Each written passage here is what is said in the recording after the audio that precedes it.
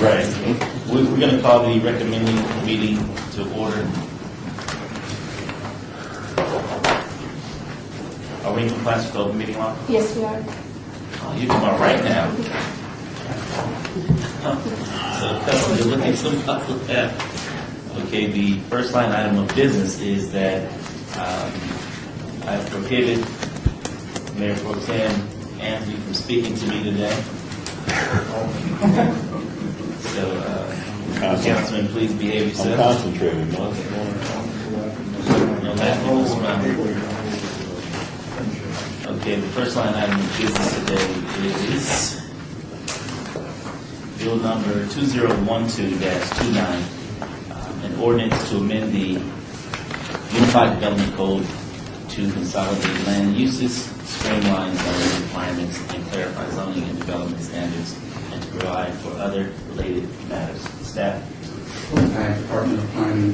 As you'll recall from the last time that we were at recommending committee, this is part of a larger project to simplify our zoning code and also to simplify the processes that are required for the entitlement of land in the mission of being more business friendly and more resident friendly in terms of our zoning standards. Based on some of the concerns that we heard at the last recommending committee, I'm proposing a couple of changes to the list of uses in your table. We have proposed that swap meet go to a conditional use in the C2 zoning district. With the proposed changes that I handed out, we would no longer do that, and so swap meet will still require a special use permit. Relative to auto dealer inventory storage and auto repair garage major, the concern was that while we could allow those in commercial zones without any type of a public hearing, the concern was where those might abut residential properties. So what we've done is propose to add language that would state that any time an auto dealer inventory storage is adjacent to any R single-family zone property, it would still require a special use permit, and the same for auto repair garage major. And so that way, we can still do those administratively, except in the cases where they're adjacent to residential properties, and that means directly abutting or across the street from residential properties. Then it will still require a special use permit just to make sure that there are no impacts to residential properties. The final change that we're proposing to is relative to secondhand dealers. We have proposed that that become a conditional use in the C1 and C2 zoning districts. I believe we have language in there, and Val, if you'll correct me, where it would be a permitted use if the secondhand dealer is 5,000 square feet and under. So the smaller operations could be a conditional use, and then the larger operations would still require a special use permit and a public hearing. And so those are the changes that we would propose to make to the ordinance that you originally saw. And the questions. Okay. Is there anyone from the public wishing to speak on this item? And so please come forward and state your name for the record. See none? Councilman? I'll make a motion to approve. No, I have no questions. Questions? Okay. So this is in compliance, and I'll entertain a motion. Mr. Chair, could I ask a quick question? When I had remembered that the change for the auto repair garage may have been applicable only in C2, That's correct. and so there would need to be a parenthetical at the end of that change, on the very last change on page 2 of your handout. Okay. Yeah, that was the intent, was that it required C2 was the basic residential. In other words, if it were an industrial zone next to single-family residential, it wouldn't require a special use. Okay. And I believe the second-hand dealer treatment that you referred to, I think that's already in there. Is that correct? We didn't. In other words, we didn't change that. Okay. Clarify Okay. for the record. Okay. I'm satisfied. Thank you. You're satisfied? And your name for the record? Val Steve, Deputy Thank you so City very Attorney. much. Okay. I'll entertain a motion. Motion approved. All in favor? I'm sorry.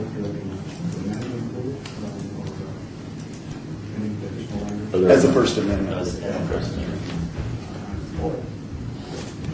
Okay, all in favor? Aye. Aye? Ayes have it. Okay. Next line item will be bill number 2012-38, possible action to amend the ordinance number 3992, by ordinance 5520, creating special improvement district number 707, Summerlin area, sponsored by Ward 8, Cervantes, Director of Public Works. Staff. Good morning, Lori Leonard, Sunford Public Works. This first item, we are amending the ordinance to include a new traffic signal at the corner of Charleston and Indigo and provide for modifications at 3 other intersections. They were originally proposed to have full traffic signals, but because development slowed to the west, they're not warranted yet. So the developer will be conditioned through this to build those future signals. And in the interim, we are converting those to 4-way flasher. It's currently a 4-way stop or all-way stop. We're adding flashers to that for a safety measure. Charleston and Indigo. Indigo. Charleston and Indigo to the west. Yes. Inside that west side of the development, I guess everything west instead of the other side of the, I see. Is anything on the other side of 215 involved in this? No. So, No, everything's east of. are they still working with traffic circles on everything throughout some of them? They are still designing some traffic signals or roundabouts for future developments. Mostly internal to the village, so they're minor streets within the village rather than our arterials. Right. Is there anyone from the public wishing to speak on this item? So please come forward and state your name. Seeing none, Councilman. Motion to approve. All in favor? Aye. Aye. Ayes have it.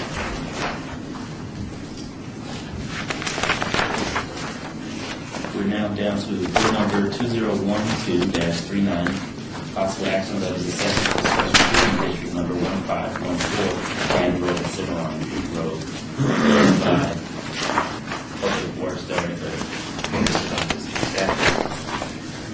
This is the final step to levy the assessments for SW 1514 Aaron Road between Cimarron and Leggett. The assessments were adjusted in the last item that City Council approved on August 1st to incorporate some additional funding from street rehab to pay for some of the previous section. Originally, there was a full half-street pavement section, curb and gutter, and then on Cimarron also sidewalk, streetlights, and residential driveways. Now, instead of a full half-street pavement on Ann and half-street on Cimarron, it's just an 8-foot wide pavement section that the property owners are responsible for. And then the curb and gutter, and on Cimarron sidewalks. Okay, if there's anyone from the public wishing to speak on this item, please come forward and state your name for the record.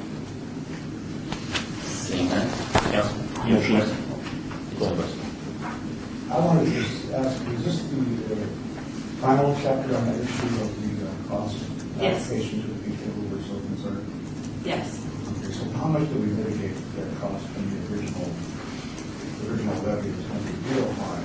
Right, the original levy was $195,000, and we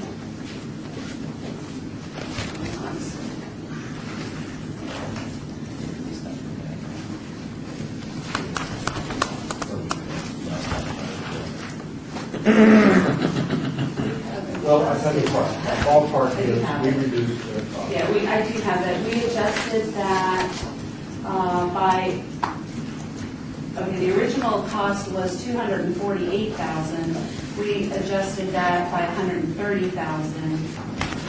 And so the final assessment to the property owners is $118,000. Financed over how many years? 20. 20 years, okay. That's what I thought. Yeah. Okay. Motion to approve. All in favor? Aye. Aye. So moved. Bill number 2012-40, 012-40, possible action levies assessment for special improvement district number 1519 sidewalk infill Oakland Boulevard, west of Rancho Drive and 11th Street, north of Charleston Boulevard, proposed by Jorge Cervantes, Director of Public Works. Staff. This also is the final step to levy the assessments on the sidewalk infill project. This was a small project in 2 different wards to fill in sidewalk on 11th Street, just north of Charleston, and on Oakey Boulevard, just west of Rancho. The final assessment is total for the 4 property owners is $17,920. Anyone from the public wishing to speak on this item, please come forward and say your name correct. Seeing none, Council. How much is that running equipment? Asking me the tough questions Well, today. it's a kind of a rule of thumb. It is. It worked out to be, Sorry. I thought you had that kind of, it's like. I do have. How about this? it's about $66 a renewal.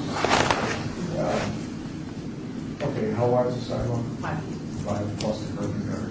Yeah, the curb and gutter road's existing. It's only sidewalk. Unanimous vote?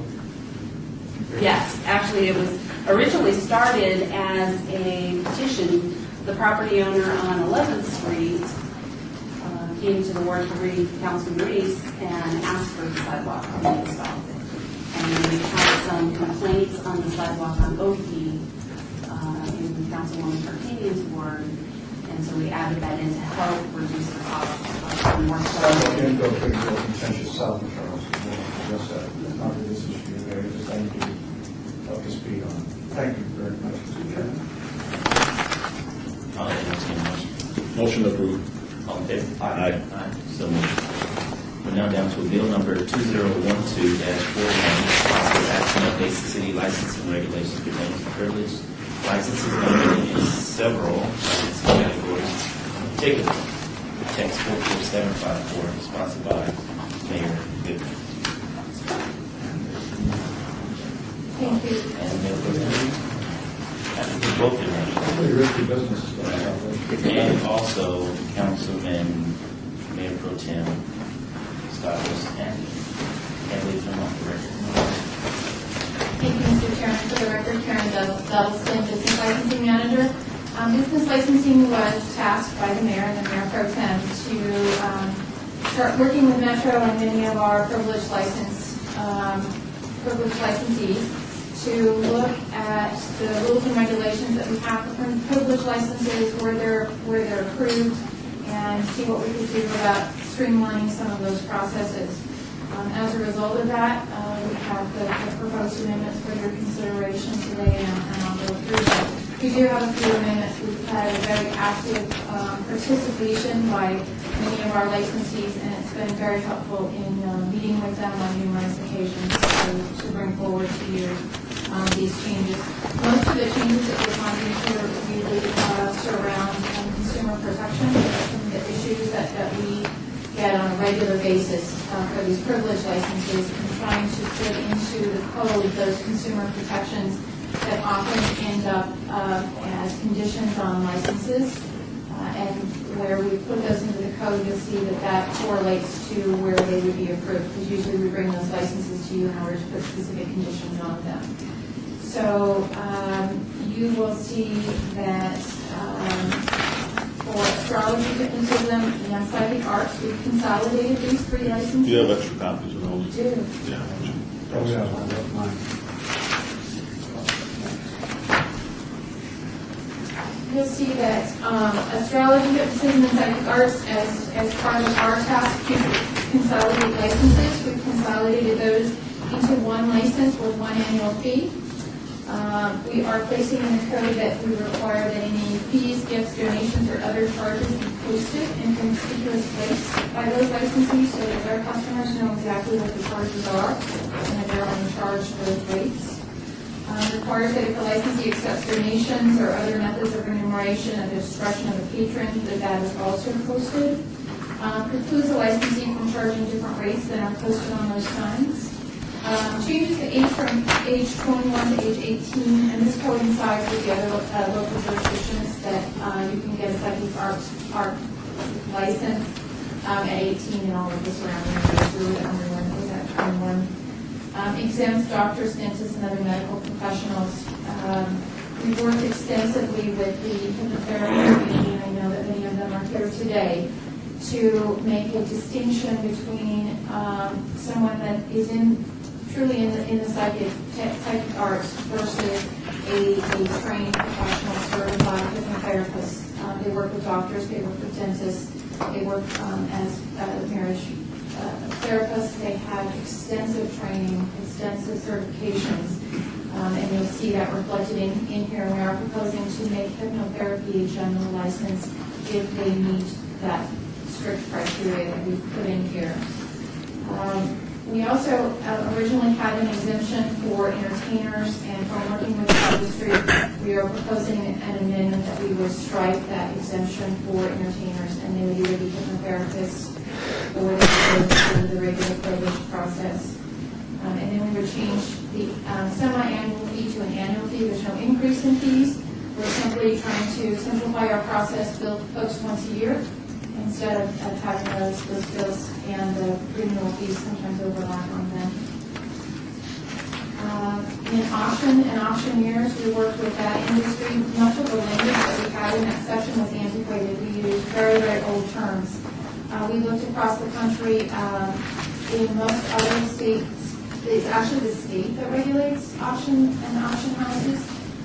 In the state of Nevada is left to the local government. So we looked at Tennessee, we looked at many of the states that have extensive auction and auctioneer boards and have adopted many of the regular standards, including increasing that surety bond from $5,000 to $10,000 as our auctions go up in value and price.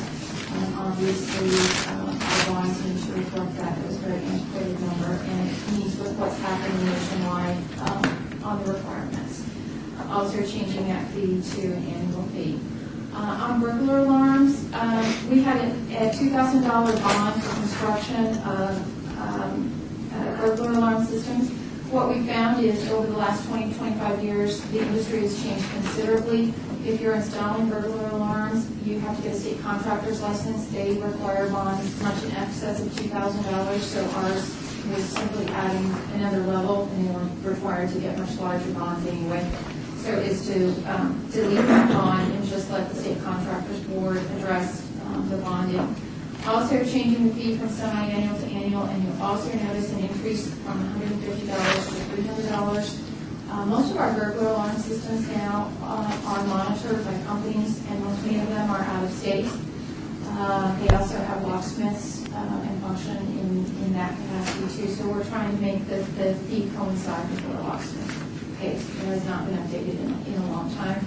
Also looked at what other jurisdictions charge. Many of them are either on gross rates, which is a significant increase, or on a higher fee than we are. On locksmith, you'll also see consumer protections.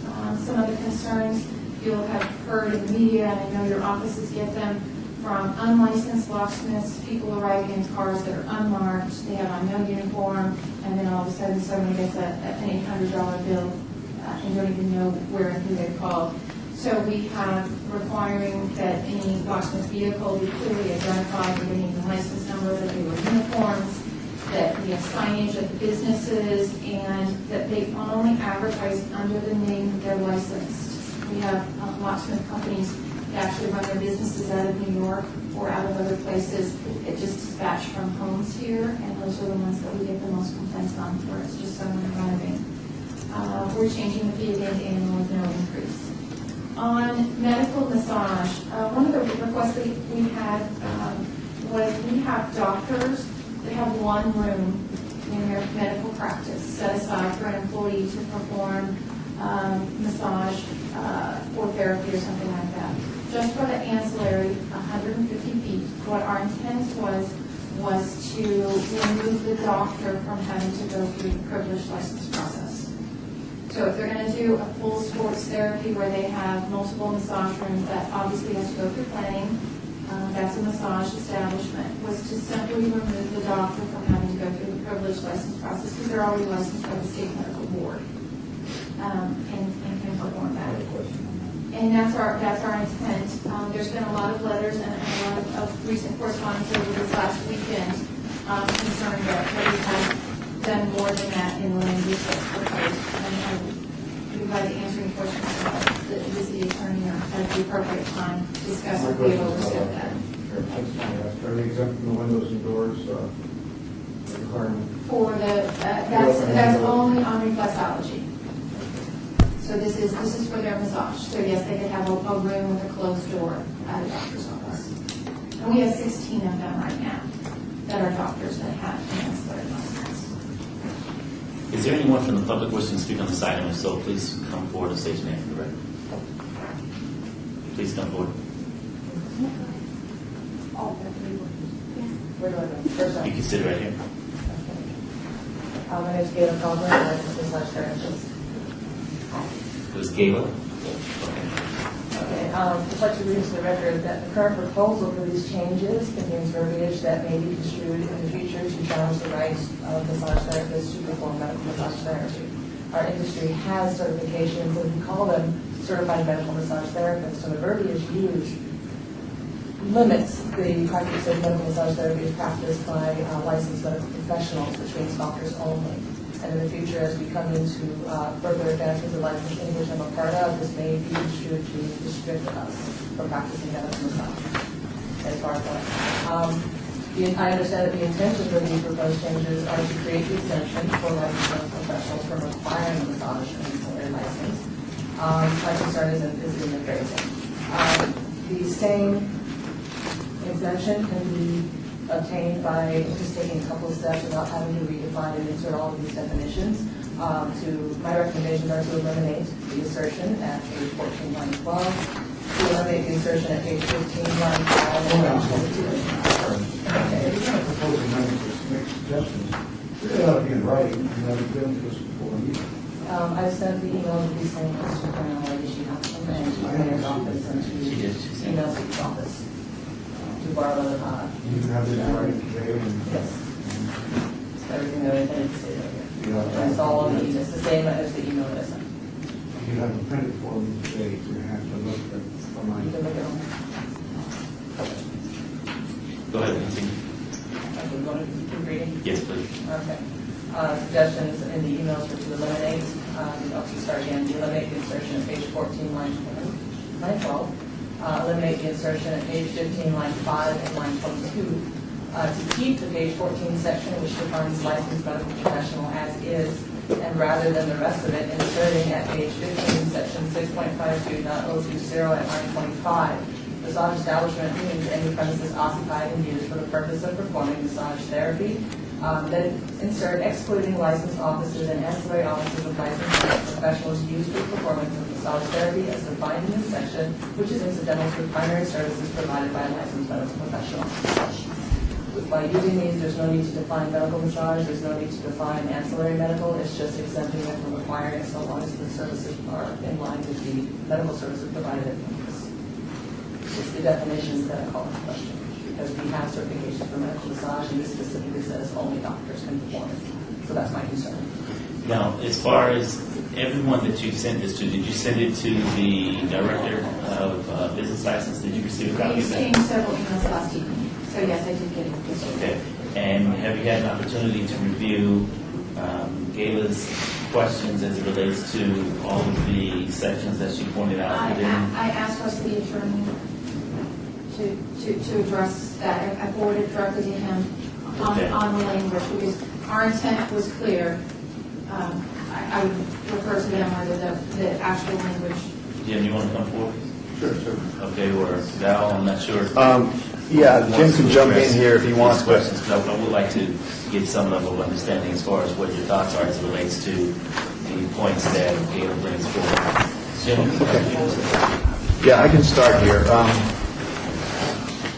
When we create legislation, we use definitions sometimes to form a basis for a regulation, so that when we create a regulation regarding a particular category or thing, We don't have to recite the entire category. We have a shorthand reference. So many times when we create a definition, it's to regulate something.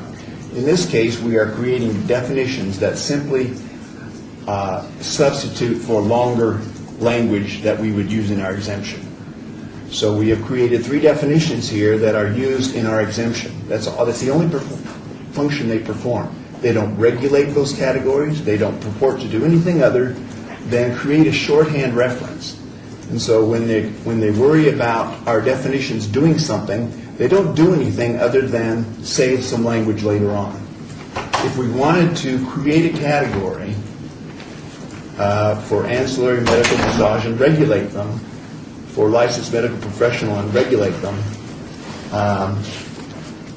for medical massage therapy and regulate them, we would do that. But we have no interest in doing that and cannot do so under state law anyway. So as it pertains to Gayla's concern as far as her industry, the language does nothing to prohibit them in the future or currently from moving in the direction of medical massage. Absolutely. Should they choose to. Absolutely. This shorthand says under what circumstances a medical professional can either by himself or herself or with an ancillary provider do something and not be subject to licensing. It doesn't say nobody else can do this. It simply is a shorthand reference. And so we suggest that there's no reason to address that. We'll put it on the record. There's no one who could misinterpret that other than us, and we have no interest in doing so. And what about the other points that you mentioned? I think they're all related. They're all related? Okay, so do you have any further comments or questions as it relates to legal counsel as far as the explanation of what we're doing here and how the language reads or is interpreted by the city of Las Vegas? No, my main concern is getting on record their intentions and purposes which they did, so. Okay. Okay. Good deal. Thank you so very much, Gayla. Okay, and I saw another hand in the back. Please come forward. It's been taken care of. Is there anyone else wishing to speak on this item? If so, please come forward. Okay, Samuel and Jim, did you have anything to add? No, I think, You did a good job. Okay, Karen? We had several amendments that I mentioned in the, in my presentation. I just want to make sure we got them clearly on the record. The first one was that on page 1, we had a deletion. Our intent was to delete the 10 years of the financial history. Since the council has tasked us with reviewing our public license process, we would suggest that we not address that issue at this time and take out those brackets on page 1, line 28, and leave that section and defer that to discussion on privilege licensing overall, since you've directed us to do that. Metro had requested to us that in the definition of psychic arts, we add numerology as one of the terms. Numerology? Numerology. I'm not familiar with that. What page of mine is section 5.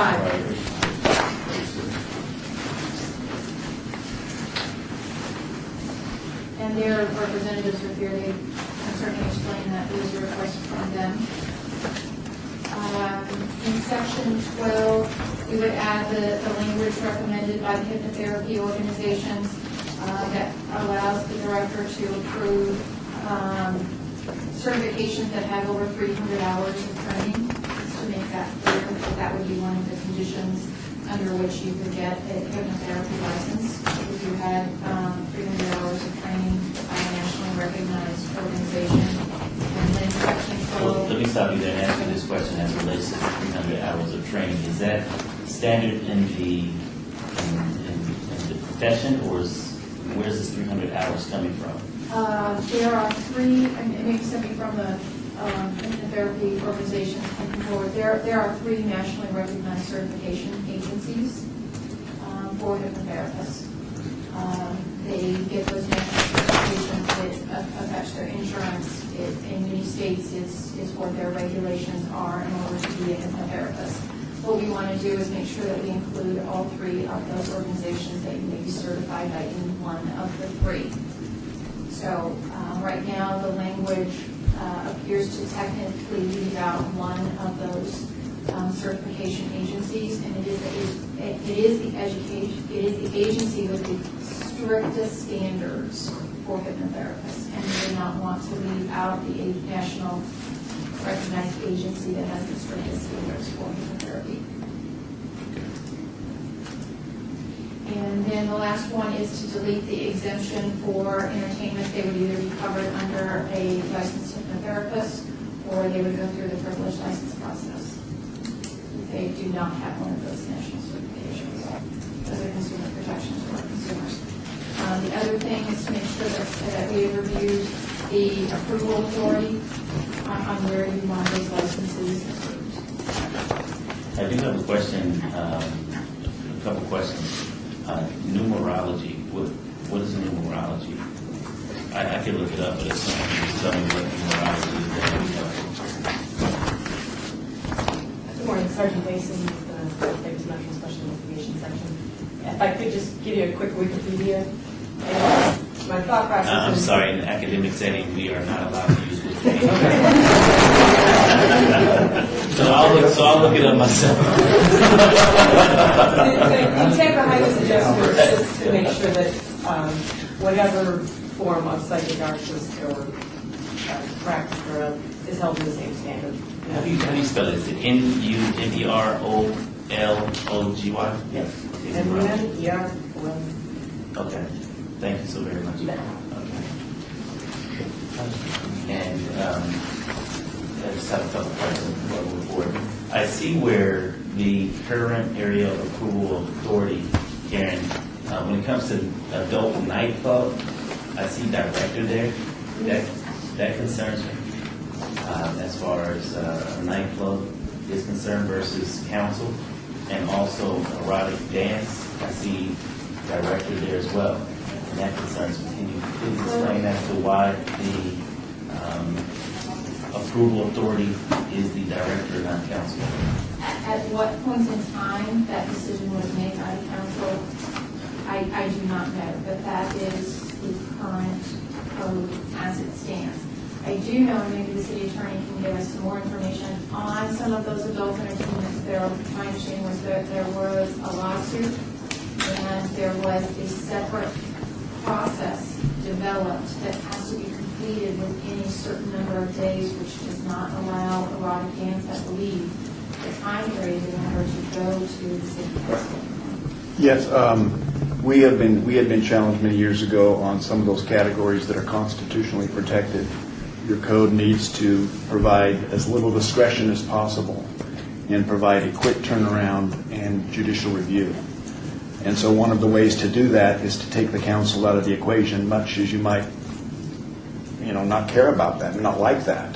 The problem is that the council got involved in denying licenses without a proper basis, and we go to court and we lose those. So it was a reaction. I don't know if it was to settle a lawsuit or if it was in response to a loss, but that's the way it is. Okay, that's erotic dance. Now speak to me as it relates to the adult nightclub. Yeah, I can't answer that one. Okay. Then I would like for a briefing as it relates to the adult nightclub component as well as the erotic dance, because I believe that those two areas should be at the council level. And I'm not comfortable moving forward with these two items as far as the director approval, because when it comes to specific areas that I just mentioned, those are areas that should be at the council level, and that the council representative should have some say as it relates to that, because at the end of the day, should the director approve something in this category, the constituents will be at our doors, not your door. And so not only you per se, but also the director of the business license. So I would like to have some clarity as far as the approval, the authority, if you will. So I don't know how to move forward with everything else I agree with and exclude these two areas. Val, maybe you can provide some guidance, but in the process of thinking about it, I'll open up for questions for the council. Councilman Coffey. Thank you, Mr. Chairman. I'm still troubled by this inclusion of hypnotism into the so-called psychic arts were going to become one. The issue of hypnotism, except you've got exceptions here, okay, that's fine, and I agree with those. But on the other hand, because a license conveys sometimes a stamp of authenticity, putting it in with groups of practice, so-called psychic arts, which to me are flattery and fun and enjoyable and, people think that frequently people move here from a business license conveys to be more than the source of revenue. But in many places, it actually conveys a sense of authority or a stamp of approval on these things. And, when you put hypnosis, which really does work and it does operate, why would we denigrate hypnosis by putting them in with mediumship and compromise? Currently, they are in that same chapter of psychic arts. What we are trying to do is exclude them from psychic arts. So we have hypnosis by a trained professional. We are moving to hypnotherapy. Someone who has no professional training, who calls themselves a hypnotist for entertainment value or whatever, would be in the psychic arts. So what we have attempted to do in working with the industry is draw a line between professional hypnotists that are trained and certified as such, and someone who is not trained as a hypnotist and just wants to say they're going to do trances. So what is a business license? Is a business license pretty different? The hypnotherapy business license will say hypnotherapist, and someone who is not a trained hypnotherapist, their license will say psychic arts. It will not say hypnotism. We will not use that term.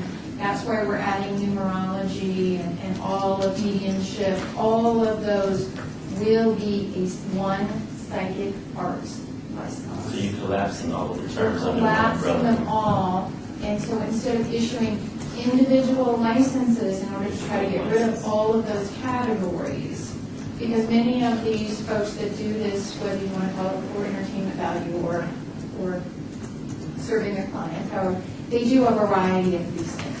They'll advertise, I can read your numbers, I can read your palm, I can put you into a trance, those sorts of things, is to put all of those within one category of psychic arts and split off those with the education and the other, holding other certificates at the state level, such as a certified therapist under those state regulations is as a hypnotherapist. But on the other hand, it doesn't mean that someone getting the license of psychic arts would be allowed to put somebody under hypnosis, so they would convey the suggestibility to them in order to bring them out of another. They may, and that's why we want to put them through the privileged license process. Okay, well, I really got you. So we want to do that criminal background check Okay. on that person. I understand. By the way, if anybody wanted to do chronology on me, my head is so bumpy. No way I can figure out anything. Standard of the 19th century charter of British country. You were born in the 19th century. My head was busted. Random. Okay. Val, my question. Okay. Do you have an answer? Let me answer two of them, Okay. even though you might think you only have one. Going back to adult nightclubs. Is that regulated? What do you think it is? Yeah. I mind reading. Right. I have a license, by the way. Going back to adult nightclub, I recall that adult nightclub is defined as essentially an SOB, a sexually oriented business. So that's why it's treated like a adult bookstore and erotic bands.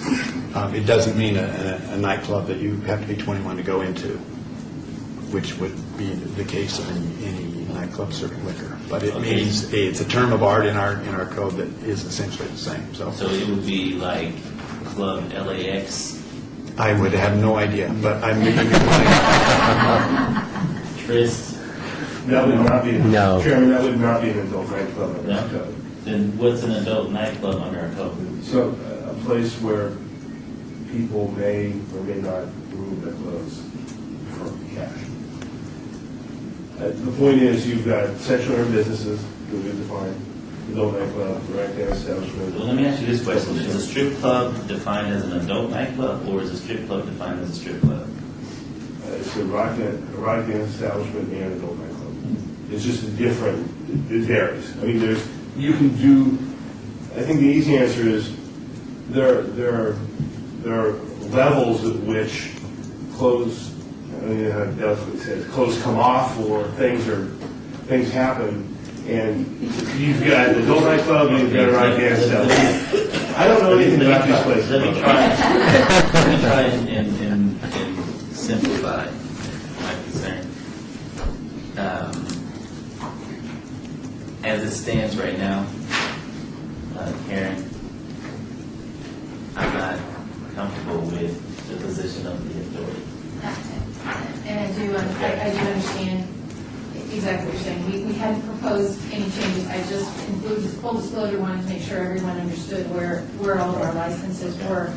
I do want to clarify that when an adult nightclub or erotic dance establishment comes forward with a liquor license, they usually come together.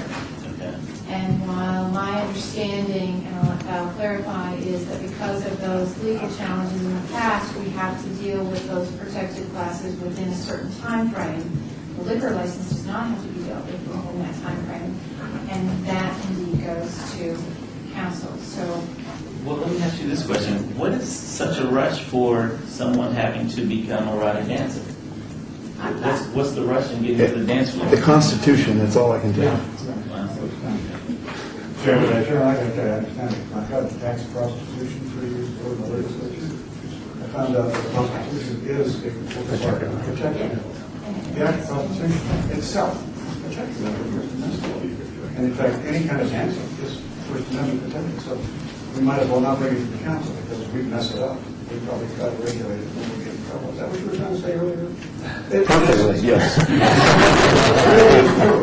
We mess ourselves. I yield my chair. Oh, okay. I'm not trying to practice law. I just wanted to say that I've run into this. Chairman, I'll say it less delicately. Here's the deal. Adult nightclub, no liquor, 18-year-olds, 18 to whatever, fully nude, erotic dance establishment, liquor, topless only. They're both considered strip joints, but we don't use that term in our code. But we differentiate the two. What's known colloquially as a juice bar is the adult nightclub. The ones with the topless dancing with the liquor is the erotic dance establishment. Both of which are sexual businesses, which are covered by the lawsuit or two that we found ourselves in and the fix that the Ninth Circuit recommended in the last time we were there, before them on our challenged dance ordinances. Mr. Chairman, if it helps, if you look on first page of this ordinance, on line 22 and lines 22 and 23, what we are doing there is reciting which categories go to the director as the approving authority. Some of those changes are changes being made by this ordinance, and you see them on Karen's sheet here. Others which include erotic dance and adult bookstore and adult nightclub, we are conforming this section to what exists elsewhere in the code, so that if you're uncomfortable with any of those categories going to director, we could not make this change, but we aren't going to go back to those substantive chapters governing adult nightclubs and erotic dance studios. In this ordinance, we would have to come back, send out business impact statements, and propose formally to change as a substantive matter who the approval authority is. So So like I said, we can address your concerns partially by taking them out, but it won't change what happens in fact until we do an ordinance change, if we do. Okay. Mayor Pro Tem? That's basically what I was going to say. I mean, the intent of this ordinance is to take a look at licensing and investigations that have been around for a long time that aren't necessary anymore, to make it easier for a business to apply for a license to get investigated, correct? I mean, that's really the intent of this, is to make it more business friendly. And to save those applicants time. Right. these And it's, when it comes to the current ones, the bookstore, nightclub, I mean, those are, they're currently, defined under code. So if we wanted to make changes to those, which maybe, you may be right, maybe it needs to be the city council. I think that's a decision for another day, because I don't know whether we need to change them, and there needs to be public hearings and those sorts of things. Is that what you're saying? Okay. What this ordinance does is these ones that are moving to a director, they are still considered privileged licenses. You'll note down below, I showed you that in other jurisdictions, many of these licenses are not privileged licenses, they're general licenses, and that's obviously a discussion that you can have as well.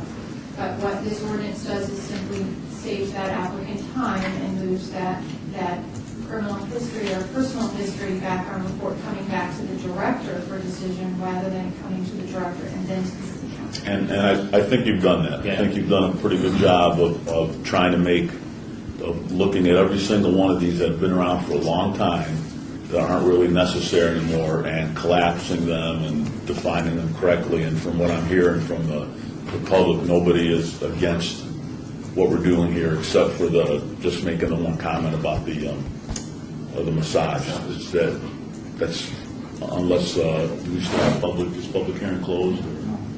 Yeah, it is close. Okay, so I think you've done a good job here, and you're not done. I mean, Yeah. we got lots of other. I mean, these things have been around forever, and I appreciate you sitting down with myself and the mayor and starting this process of making it more business friendly for those areas that don't need all this extra stuff attached to it, so they can get a license, go into business, but then taking a look at the ones that still need to make sure that they get metro investigations and, they're the right licensing. So I think this is a great start.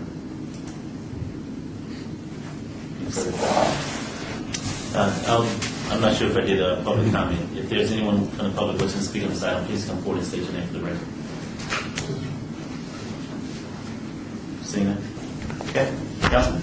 I will make a motion to approve this bill with the listed amendments that were mentioned. Yes, sir. If I could just go through those really quick, make sure I've got them right.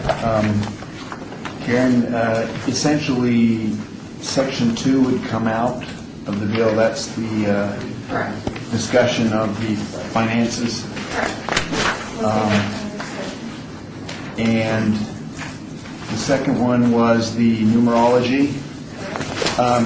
Let me ask you about that. If we have been licensing those already under psychic arts because they fall within the definition already, I don't mind that we put that in here. If we're starting today proposing to license people, I think we need to send out a business impact statement. But if you're saying we've already been doing it, If anyone comes in any of that definition is currently so broad that anyone Okay. that has applied has come in under that, or they haven't come Okay. to us at all. all right. The next one would have been the hypnotherapy, right? I come up with some language. You tell me if this works for you. This is the subsection B of 612-070 that provides one of the exemptions. Hypnotherapy practitioners who do not qualify under subsection A, but who have a current certification from a qualified professional hypnotherapy organization for purposes of the preceding sentence. Qualified professional hypnotherapy organization means a nationally recognized organization that is dedicated to providing training, continuing education, and performance testing in hypnotherapy, and that either one has a current membership of at least 1,000 members, or two requires for certification purposes a minimum of 300 hours of training initially, and 30 hours of continuing education training every 2 years. Does that sound right? Correct. Okay. And then the final one was about the entertainers. Correct, section 12. And so we would delete 6012-080 completely? Is that, Yes. and tell me again what happens with entertainers now? They would have their choice of which? If they are a hypnotherapist, they can get a hypnotherapist license. If they are not, they would go through the psychic arts. What do they do now? Now they go to psychic arts. Okay, so in other words, they are no longer exempt. They either conform to the ordinance, well, they conform to the ordinance. Unless they are a certified hypnotherapist, and then they can get that license before they Okay, conform. all right. Okay. We've addressed them.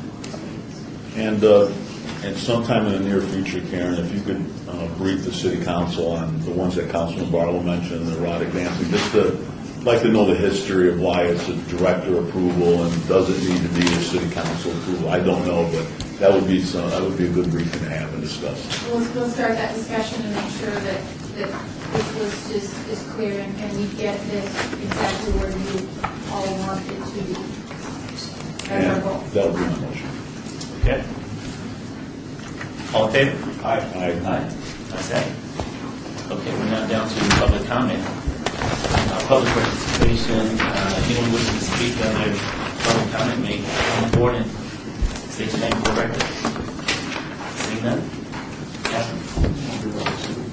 Oh, Steve, thank you so very much.